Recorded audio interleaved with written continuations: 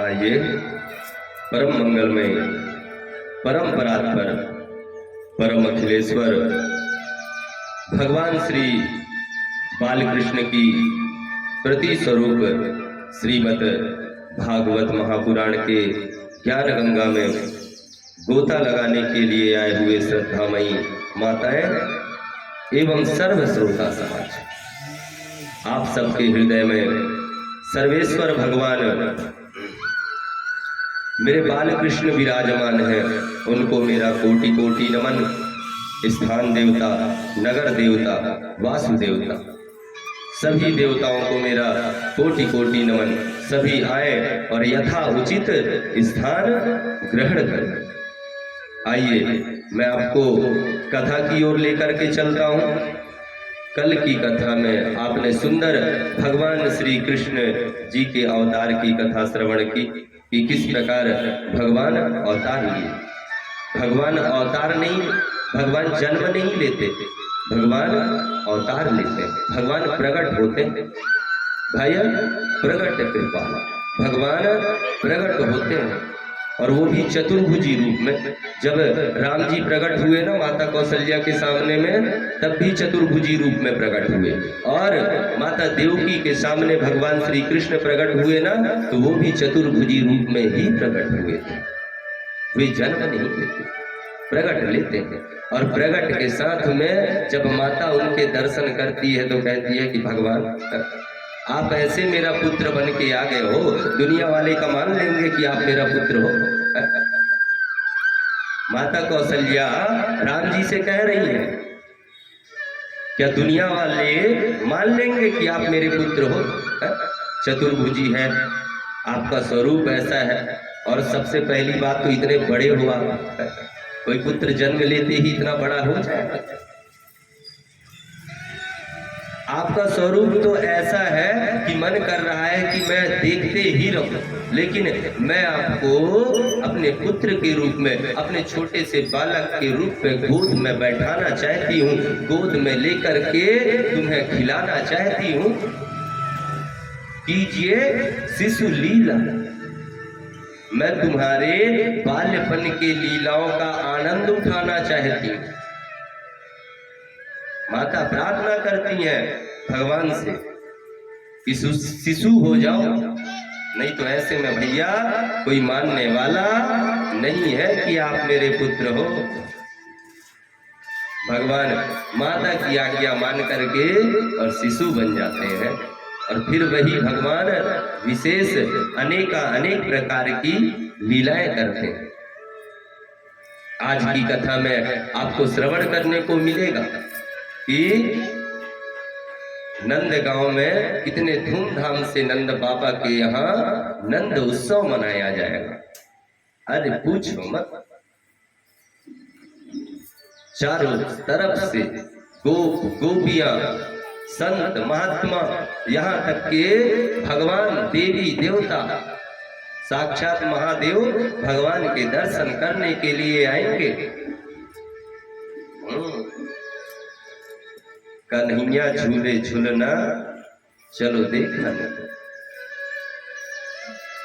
सब कोई भगवान के दर्शन के लिए जाएंगे। इस प्रकार भगवान लीला करते हैं। भगवान क्यों जन्म लेते हैं? कारण सबसे पहले भगवान को जन्म लेने की क्या आवश्यकता है? और जन्म ले भी लिए तो वे तो भगवान हैं, ये संसार के दुखों को उनको भोगने की क्या जरूरत है? वे तो चुटकी बजा के और अपना दुख गायब कर सकते हैं। लेकिन वे क्यों दुख भोगते हैं? वे क्यों रोते हैं?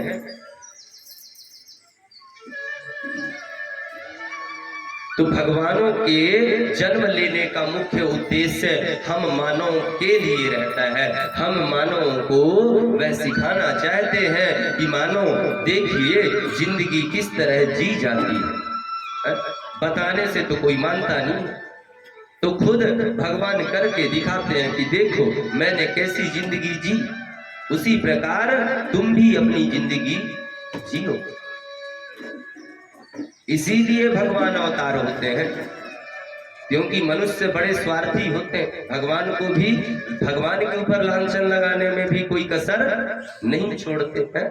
भगवान अवतार नहीं लेते ना, और भगवान 14 वर्ष तक वन में नहीं रहते ना, भगवान को दुख तकलीफ कष्ट नहीं मिला रहता ना, तो लोग बाग ये कहने लग जाते कि वो तो भगवान है, ऊपर से बैठे बैठे देखे देखे बता रहा है कुछ करने में, या कुछ करता या कुछ होता तब जानते। यह मानव की मानसिकता है। आज की मानव की मानसिकता तो बहुत ही खराब हो चुकी है। वे समझना ही नहीं चाहता, वे जानना ही नहीं चाहता कि हमें यह मानव जीवन क्यों मिला है। पहले अपने बारे में जानो, पहले अपने बारे में समझो कि ये मानव जीवन हमें क्यों मिला है, फिर बाद में जाकर के दूसरे के बारे में सोचो। लेकिन आज के मानव को फुर्सत कहां दूसरों की बुराई निकालने में है? लगे हुए हैं भैया, इधर की बातें उधर और उधर की बातें इधर। इसमें माताएं बड़ी आगी हैं। पुरुष लोग तो भैया अपने काम धंधा में लगे रहते हैं दिन भर, सुबह से निकले तो शाम को आए, लेकिन माता लोग बैठे रहती हैं। तो फिर सखियों के यहाँ अकेले से कुछ नहीं होता, तो पड़ोसी सखियों के यहाँ अरे जाकर के चर्चा करना है तो यह चर्चा करिए कि बहन हमारी मुक्ति कैसे हो, या बाल बच्चे हैं तो हम अपने बाल बच्चों को कैसी शिक्षा दें, कैसे पढ़ाई करें, कैसे उन्हें भगवान से प्रीत कराएं, कैसे उनका मन भगवान में लगाएं। इस तरह से वार्तालाप करना चाहिए, इस तरह से नहीं कि ओ दे दाई ओ हकते कन का कर रहे हो गया फिर चालू चकाचक वाला। बोल वृंदावन बिहारी लाल की जय। तो मानव धर्म को समझिए, मानवता को समझिए। अगर मानवता को समझेंगे तभी मुक्ति होगा। 83,99,999 जन्म के बाद एक जन्म मिलता है मनुष्य का, उसको मिलाकर के होता है 84 लाख।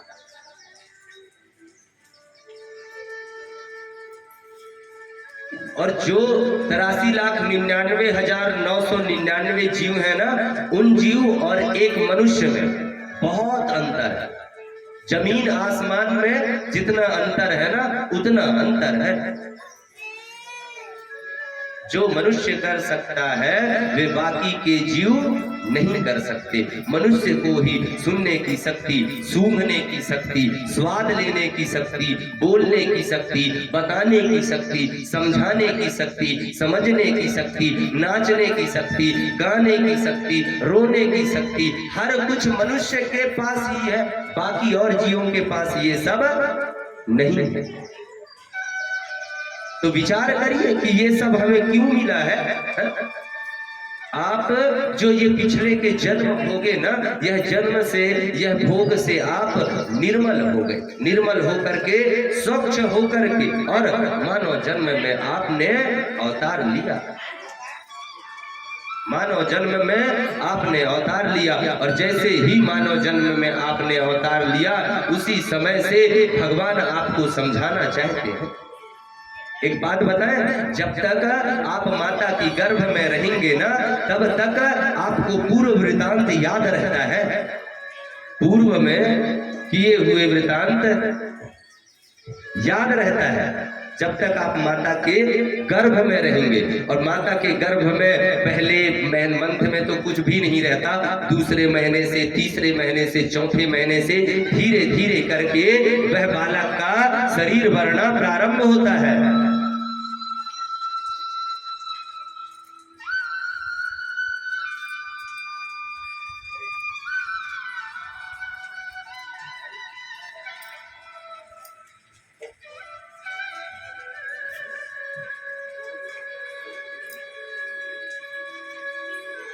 जब 5 और 6 महीने पहुंचता है ना, तो पूर्णतः रूप से उसका शरीर बन जाता है। और जब माँ कुछ तीखा नमक खा लेती है ना, तो वह जाकर के उस बालक के शरीर में जब पड़ता है ना, तो उसके दर्द का पारावार नहीं रहता। भगवान से कहता है कि हे भगवान, एक बार तो निकाल ले इस नर्क से, एक बार तो निकाल लो। चिल्ला चिल्ला करके कहता है कि कभी धूर्ता नहीं करूंगा, कभी कोई गलत कार्य नहीं करूंगा, एक बार, बस एक बार निकाल दो यहां से। और जैसे ही 9 महीने के बाद उस बालक का जन्म होता है तो फिर कुआ कुआ कुआ करके रोना चालू कर देता है। कुआ कुआ का मतलब समझते हैं? कौन भगवान, कैसा भगवान और कहाँ का भगवान।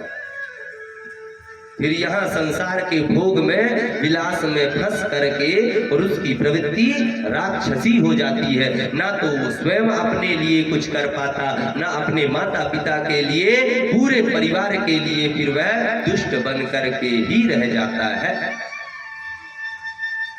इसीलिए माता पिता ही अपने बच्चों के सर्वप्रथम गुरु होते हैं।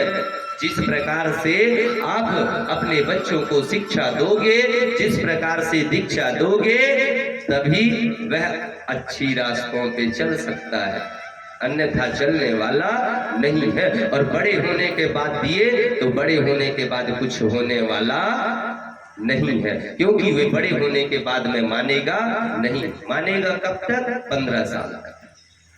केवल और केवल 15 साल तक अपने पुत्र को आप शिक्षा दीजिए। 16वें साल से वह खुद समझदार बन जाएगा, लेकिन शिक्षा अच्छी होनी चाहिए। ऐसे हमारे रामचंद्र जी भगवान, ऐसे हमारे कृष्णचंद्र जी भगवान, कृष्णचंद्र जी भगवान जी का जन्म हुआ ही था, केवल और केवल जन्म हुआ ही था। और नंदगांव में बस उत्सव मनाई जा रही थी और पूतना इतनी सुंदर रूप बना करके आ गई कि पूछो मत। नंदगांव के गोपगण देख करके कहते हैं कि जरा पूछो तो विवाह भई की ना, अगर ना भई हो तो हमारो छोरो है, करा दे बिहार। किसको देख करके बोल रहे हैं? पूतना को। इतनी सुंदर स्वरूप बना करके गई थी, लेकिन हमारे सर्वेश्वर भगवान ठाकुर जी उन्हें देखे तक नहीं, नेत्र बंद कर दिए अपना। कहे कि हम देख दिए तो फिर इसका तो सब कुछ चला जाएगा, क्योंकि वह माया का वेश धारण करके भगवान के पास में गई थी। और भगवान तो साक्षात मायापति है, भगवान के सामने में माया चलने वाला नहीं है। भगवान के पास में भगवान की 2 प्रिय वस्तु है जो भगवान को अति प्रिय है। भगवान एक वस्तु सहज में मानवों को प्रदान कर देते हैं, लेकिन एक वस्तु बिल्कुल नहीं देते, किसी किसी को ही देते हैं, वो भी जांच पड़ताल करके, बिना जांच पड़ताल करे नहीं देते। तो वह 2 वस्तु क्या है? तो एक की नाम है माया और दूसरी की नाम है भक्ति। माया तो सभी को दे देते हैं, भैया ले जाओ, बिल्कुल ले जाओ, आओ ले जाओ, आओ ले जाओ, प्रेम से। तो माया क्यों देते हैं? तो माया की विशेषता क्या है कि माया आने के बाद में हम माया के वशीभूत होकर के माया के इशारों पे नाचने लग जाते हैं। और भक्ति क्यों नहीं देते भगवान? तो भक्ति की विशेषता क्या है? अगर भक्ति भगवान ने हमें दे दिया तो भक्ति से फिर भगवान को नाचना पड़ेगा हमारे इशारों में। प्रहलाद की कथा आपने सुनी है? हिरण्यकशिपु कितना प्रयास किया प्रहलाद को मारने का, पहाड़ से फेंकवाया, आग में जलवाया, जहर पिलवाया, क्या क्या नहीं किया, सांपों से कटवाया, बिच्छुओं से कटवाया, बड़े बड़े खूंखार जानवरों के साथ में फेंकवाया, लेकिन उसके बाद भी जा पर कृपा राम की हुई, तहां पर कृपा करे सब कोई। यही तो बात है कि भक्ति अगर भगवान हमें दे दिए, जैसे प्रहलाद को भक्ति दे दिए थे ना, उसी प्रकार हमें भक्ति दे दिए तो वो फिर हमारे इशारे में उन्हें नाचना पड़ेगा। तो भगवान देख के देते हैं कि ये भक्ति देने के योग्य है कि नहीं है। क्या पता भगवान को गलत जगह भी नचाने लग जाए, किसी गलत आदमी को भक्ति दे दिए तो क्या पता गलत जगह भी भगवान को नचाने लग जाए। जैसे कि बड़े बड़े दैत्य तपस्या करके भगवानों से वरदान लेकर के और भगवानों को अपने सामने खड़ा कर दिया करते थे, पहले तुम मरो बाद में हम मरेंगे। ऐसे थे दैत्य। इसीलिए भगवान जांच पड़ताल करते हैं, जब जांच पड़ताल करते हैं तभी हमें प्रदान करते हैं, अन्यथा प्रदान करने वाले नहीं है। और जो गलत रहता है, जो गलत कार्य करता है, चाहे उसे भगवान से वरदान क्यों न मिल जाए, एक न एक दिन उसे समाप्त होना पड़ता है।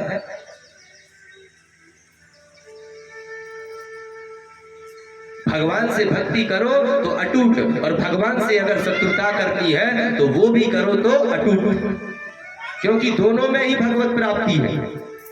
भक्ति में भी भगवान की प्राप्ति होगी और भगवान से दुश्मनी में भी भगवान की प्राप्ति होगी। लेकिन अभी के इंसान दुश्मनी करने योग्य नहीं है। पहले के इंसान दुश्मनी करने योग्य थे। पहले रावण, अरे रावण कैसा था? अरे रावण जी के घर में खुद ब्रह्मा जी वेद सुनाने आया करते थे। अरे जाके बोले कि रावण से, बोलो भैया वेद सुनाने का समय हो गया, मैं ब्रह्मा आया हूँ वेद सुनाने, वेद सुना दो। रावण को ऐसे ऐसे चुटमुट हम जैसे पंडितों से वेद सुनना पसंद नहीं। स्वयं ब्रह्मा हो, तुम आओ और तुम बैठो और बैठ करके वेद सुनाओ। शंकर जी महाराज, समय 5 बजे संध्या पूजा करवाने का समय हो गया, चलो भाई लंका चले, रावण से पूजा करवा के आ जाए। ऐसा भक्त था रावण कि उसमें पास साक्षात भगवान जाया करते थे पूजा करवाने की। भैया ये लो मैं आ गया, पूजा कर लो, पूजा का समय हो गया।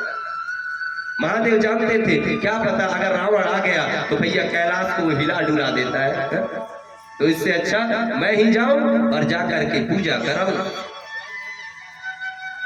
तब भगवान की प्राप्ति होगी, ऐसे में नहीं होगी। तो मैं तो सरल भाव से, सरल शब्द से यही कहूंगा, केवल भगवान के नामों का स्मरण करिए। भगवान के नामों का जितना स्मरण करिएंगे उतना ही आपको भगवत प्रीति होगी और उतना ही भगवान से आपका प्रेम बढ़ेगा। और अगर भगवान से आपका प्रेम बढ़ गया तो किसी से प्रेम करने की आवश्यकता नहीं है। फिर भगवान को आप अर्पण कर दीजिए, अपने आप को भगवान में समर्पण कर दीजिए। कहिए प्रभु हम आपके हैं। और अगर हमने अपने भाव से भगवान को अर्पण कर दिया, कह दिए कि प्रभु हम आपके हैं, तो जिम्मेदारी फिर उनकी हो जाती है। जो भगवान को प्राप्त करने के लिए अपना एक पैर बढ़ाता है ना, तो भगवान अपने 60 कदम बढ़ा के उनका स्वागत करते हैं। कहते हैं कि तुम आओ पग 1 और मैं आऊं पग 7। सुदामा जी महाराज की कथा आएगी। सुदामा जी महाराज भगवान को प्राप्त करने के लिए निकले ही मात्र थे और भगवान ने अपना रूप बदल करके बैलगाड़ी लेकर के सुदामा जी के पास में चला गया कि भाई मुझे प्राप्त करने के लिए मेरा भक्त आ रहा है, तो क्यों ना मैं उसे उसका स्वागत करूं जाकर के। ऐसे है भगवान और ऐसे है भगवान की प्रवृत्ति। भगवान किसी से भी भेदभाव नहीं करते, लेकिन मनुष्य भेदभाव करना सीख गए। न भक्ति कर पा रहे हैं, न दुश्मनी कर पा रहे हैं, कुछ नहीं कर पा रहे हैं, बीच में लटके हुए हैं, तर्क वितर्क में लगे हुए हैं, केवल तर्क वितर्क। और भगवान की लीलाओं में तर्क वितर्क करना बहुत ही बड़ी मूर्खता है। भगवान की लीला अगर आपको समझ में नहीं आ रही है तो डायरेक्ट मान लो, लेकिन तर्क वितर्क मत करो, क्योंकि तर्क वितर्क करोगे तो तर्क वितर्क ही करते रह जाओगे, आगे कभी नहीं बढ़ पाओगे।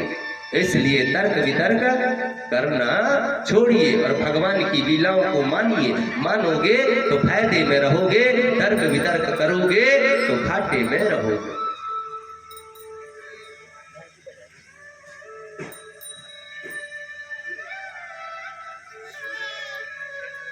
बोल वृंदावन बिहारी लाल की।